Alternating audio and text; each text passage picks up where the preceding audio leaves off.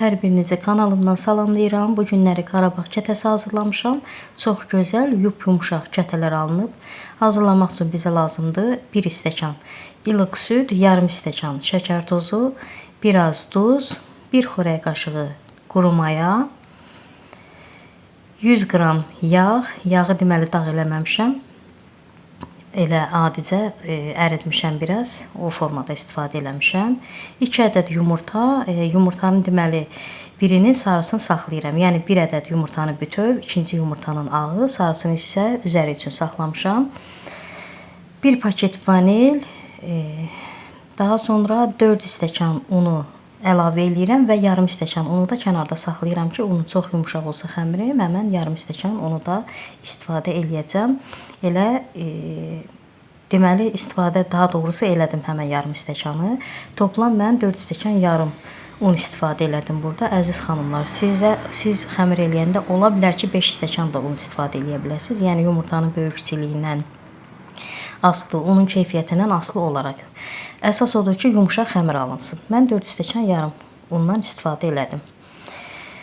Qoyuram xəmirimizi mayalansın, içliyi hazırlayıram. Burada 1 stəkan şəkər tozu, 1 paket vanil, yarım stəkan da kərə yağı. Burada yarım stəkan dedikdə, yəni 100 qram kərə yağı əlavə elədim içliyi hazırlamaq üçün. 1 stəkan da un masası hazırlayıram. Baxın, burada deməli 1 stəkan şəkər tozuna 1 stəkan un masası hazırlayanda baxın bu formada olur. Hansı ki, kətənin içərisində belə qənd kimi, yapışqan kimi hiss olunan içlik olur onda.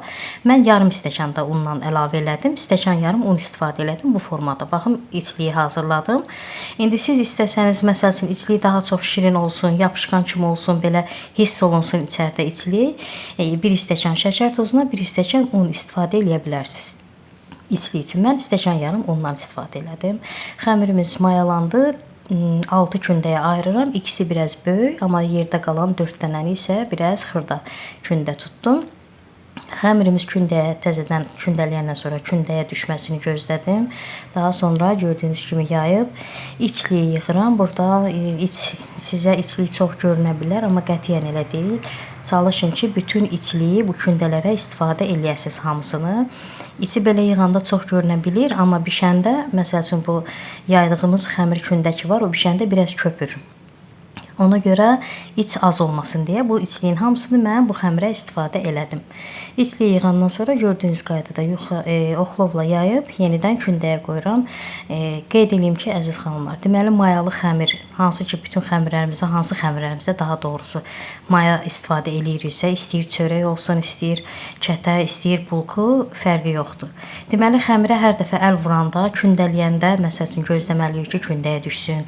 Məsəl üçün bulka hazırlayırıqsa, qoyuruq təzədən yenə kündəyə. Yəni hər dəfəsində xəmirə əl vuranda, nəsə bir şey hazırlayanda mayalı xəmiri hər dəfəsində gözləmək lazımdır ki, təzədən həmən xəmirimiz elə bil təzədən kündəyə düşsün. Yenidən içliyi yığıb göstərirəm. Baxın, necə bol-bol içliyi yığdım və kənarlarını birləşdirdim. Yenə yayıb qoyuram listə. Biraz gözləyirəm, yenə kündəyə düşsün kətələr. Kündəyə düşəndən sonra deməli kətələrin üzərinə hansı ki 1 yumurtanın sarısını saxlamışdım. Həmən yumurta sarısının üzərinə süd əlavə edib qarışdırıb kətələrin üzərinə çəkirəm.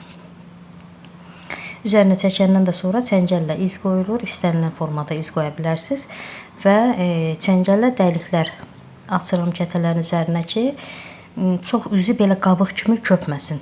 Hərdən olur belə bişirəndə üzünə çəngəllə vurmayanda qabıq kimi ayrılır, elə bir üz qatı köpür.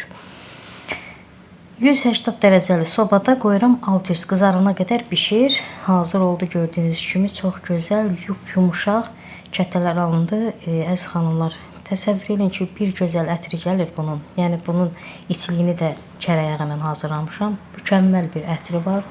Dadı da həmçinin çox gözəldir. Baxın, burada kəsib iç görkəmi də sizə göstərim. Hansı ki, bayaq içlikdən danışdım.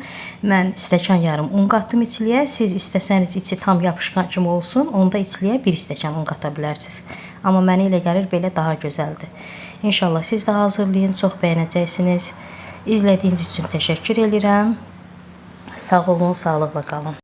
Videonu bəyənməyi də unutmayın.